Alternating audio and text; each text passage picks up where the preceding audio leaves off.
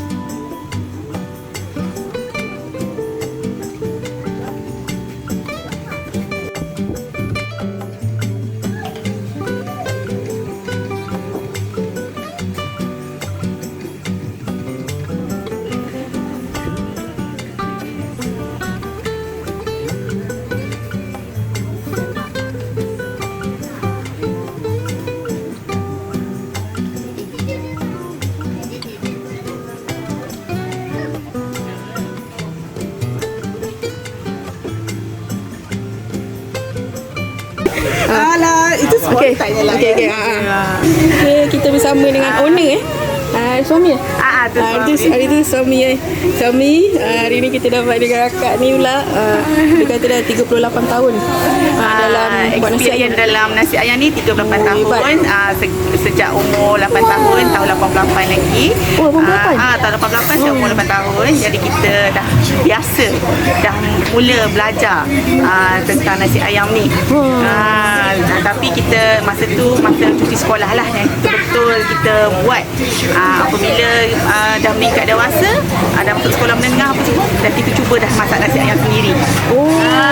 Sekarang umur dalam 45 tahun dah. 45? Saya 88 pun lahir. Terima kasih. Nasi ayam sedap. Nasi ayam sedap ya, sebab apa? Masak dengan kasih sayang, dengan pengetahuan, dengan ilmu yang ada. Tapi kita tak jangka lah kalau kena dengan selera. Kira Alhamdulillah lah. Alhamdulillah. Macam tu je lah. Nak kata lebih-lebih tak boleh juga kan. Selera masing-masing kan. Selera masing-masing. Terima kasih. Terima kasih. Sebab rumah macam ni kan, saya suka rumah-rumah kampung ni.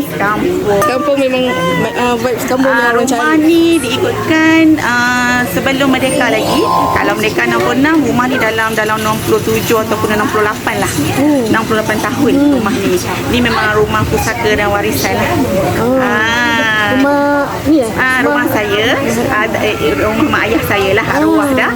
Tapi saya yang bongsu, saya mewarisi ni, saya duduk kat sini.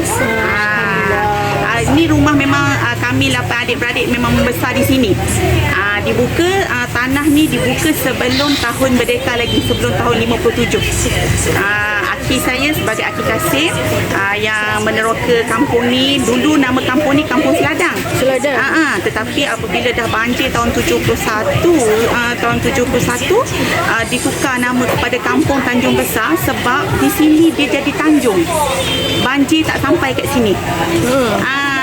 Nama Kampung Seladang tu dibuka pada sebelum tahun Merdeka 57 tu diberi nama Kampung Seladang sebab banyak seladang yang macam kerbau liar tu kan. Lepas banjir baru ditukar nama pada Kampung Tanjung Besar.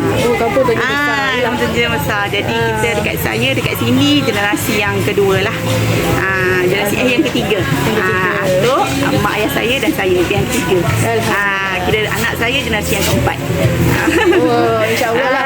Anak mewarisi lah nanti insyaAllah. Banyak sejarah-sejarah nak cerita memang tak habis kan. Tapi pada pengunjung yang mana berkesempatan saya cerita. Alhamdulillah hari ni berkesempatan Alhamdulillah. Nanti datang lagi lah. InsyaAllah datang lagi. Daripada Gemas jauh ke Tanjung Besar payah Temeloh ni.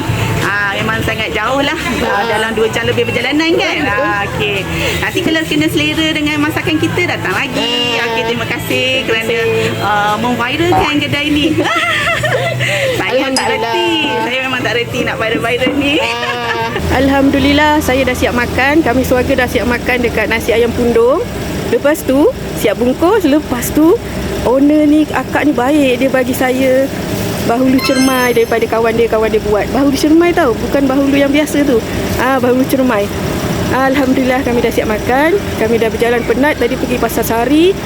Dah makan dan masa kami untuk pulang. Okey, sampai sini saja untuk video kali ini. Jangan lupa untuk like, subscribe, share dan komen. Bye bye. Assalamualaikum.